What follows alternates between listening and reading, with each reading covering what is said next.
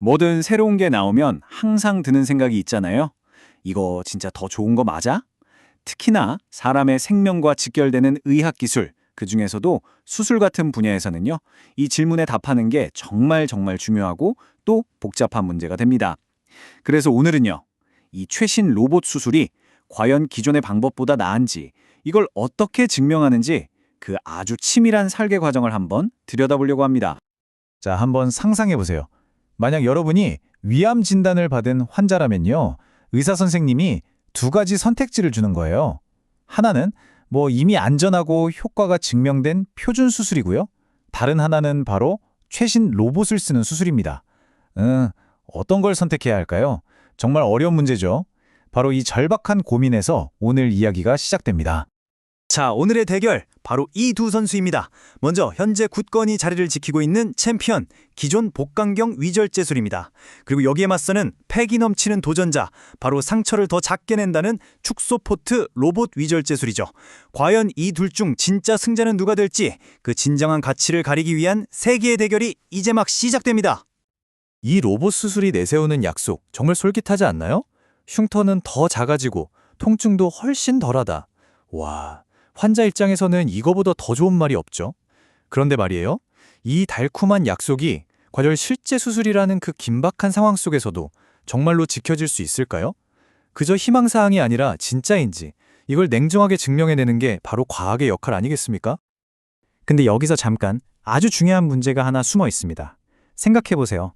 권투 시합인데 선수들 실력이 완전 천차만별이면 이게 공정한 경기라고 할 수 있을까요? 당연히 아니죠. 수술도 똑같습니다. 의사 선생님들마다 그 기술 숙련도가 다를 거 아니에요. 그러면 이게 로봇 수술이 좋아서 결과가 좋은 건지 아니면 그냥 그 의사 선생님이 잘해서 결과가 좋은 건지 알 수가 없게 되는 거죠.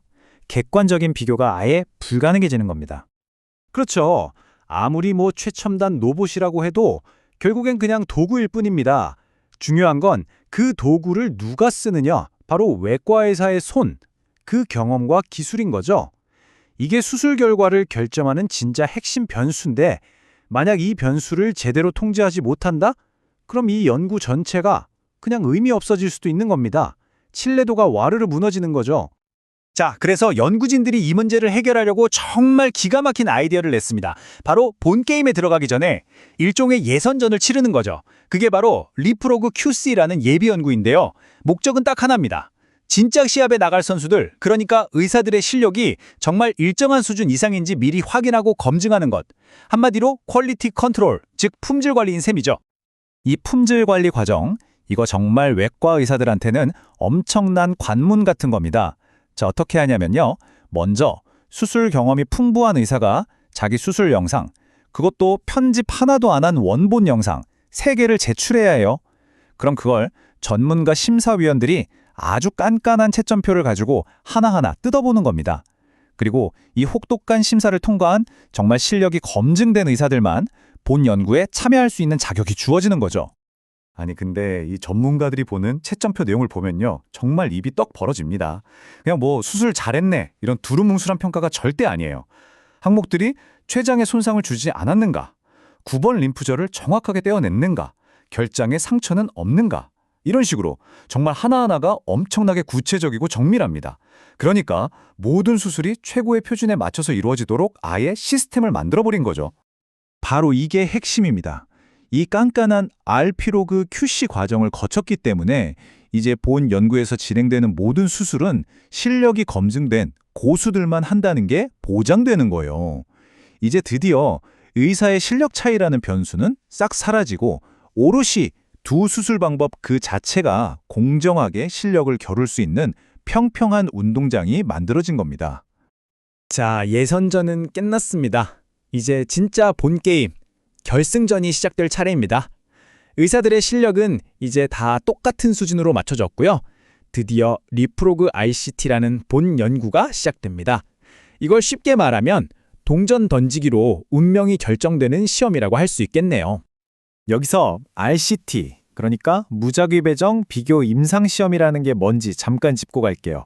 이게 왜 중요하냐면 의학 연구에서는 거의 황금 표준, 끝판왕이라고 불리는 방식이거든요. 말 그대로 동전 던지기처럼 어떤 환자가 로봇 수술을 받을지, 기존 수술을 받을지를 완전히 무작위로 정하는 거예요. 왜 이렇게 하냐고요? 혹시라도 연구진의 생각이나 편견이 결과에 조금이라도 영향을 주는 걸 아예 막아버리기 위해서죠. 가장 객관적인 방법인 겁니다. 그리고 이 연구 스케일 좀 보세요. 참여하는 환자 수가 무려 538명입니다. 이게 그냥 뭐 대충 모은 숫자가 아니고요. 이 정도는 되어야 이 연구 결과는 믿을 만하다 라고 말할 수 있는 통계적으로 아주 의미 있는 결론을 낼 수 있는 정말 제대로 된 대규모 연구라는 뜻입니다. 자, 여기서 재밌는 게요. 이 연구의 첫 번째 목표는 로봇 수술이 더 뛰어나다. 이걸 보여주는 게 아니에요. 그보다 먼저 이 새로운 로봇 수술이 적어도 기존 수술만큼은 안전하다는 걸 증명하는 게 우선입니다. 그러니까 심각한 합병증 같은 게 더 많이 생기면 안 된다는 거죠.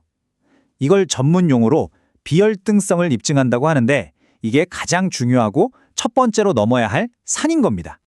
그런데 말이죠. 이 연구는 단순히 합병증이 몇 건이었나 이런 숫자만 보고 끝나지 않습니다. 훨씬 더 깊은 곳을 파고들어요.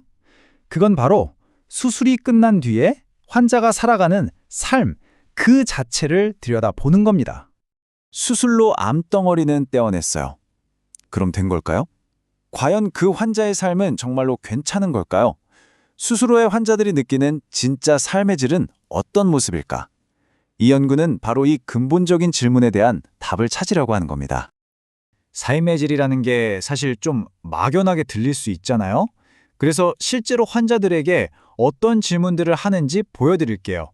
이건 유럽에서 만든 아주 유명한 설문지인데요. 이런 걸 물어봅니다. 오래 걷는 것이 힘드신가요? 굉장히 단순해 보이지만 수술 후에 일상적인 신체 기능이 얼마나 회복됐는지를 직접적으로 확인하는 질문이죠. 자, 이건 우리나라 위암 환자들을 위해 특별히 개발된 설문지에 있는 질문이에요. 위암이 다시 생길까봐 걱정되시나요? 이건 정말 몸의 고통을 넘어서 환자가 마음속으로 겪고 있을 그 불안감, 그 정신적인 부담까지 들여다보는 정말 중요한 질문입니다. 그리고 이 질문은요, 정말 지극히 개인적인 영역까지 들어갑니다. 바로 신체 이미지에 대한 건데요. 이렇게 물어요. 병이나 치료 때문에 스스로가 육체적으로 덜 매력적이라고 느끼십니까?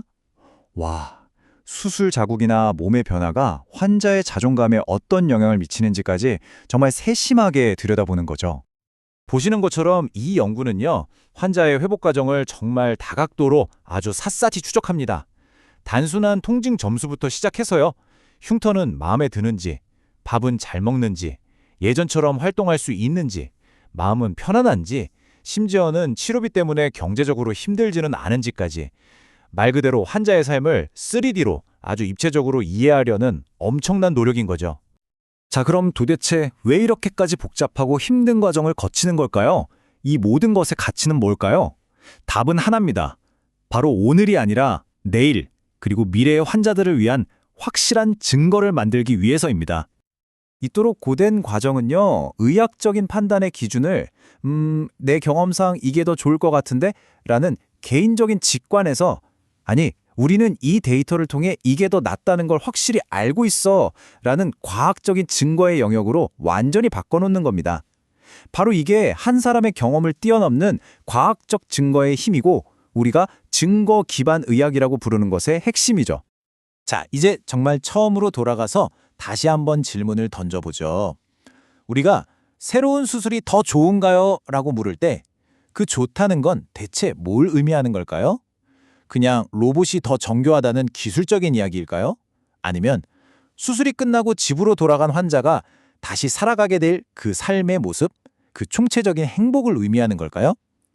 아마 이 연구는 좋다는 것의 진짜 의미가 무엇인지 우리에게 그 질문의 무게를 다시금 생각하게 만드는 것 같습니다.